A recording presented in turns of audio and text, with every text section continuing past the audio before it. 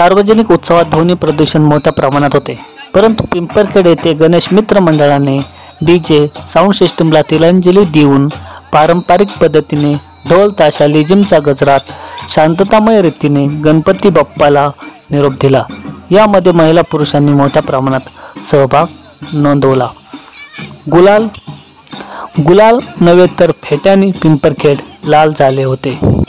मी शिवशक्ती गणेश तरुण मंडळाचा पारगाव रोडचा एक सदस्य आहे आणि आमच्या गावात पारंपरिक पद्धतीने जी काय मिरवणुकी झाल्यात त्यासाठी प्रशासनाचं पण सहकार्य लाभलेलं होतं।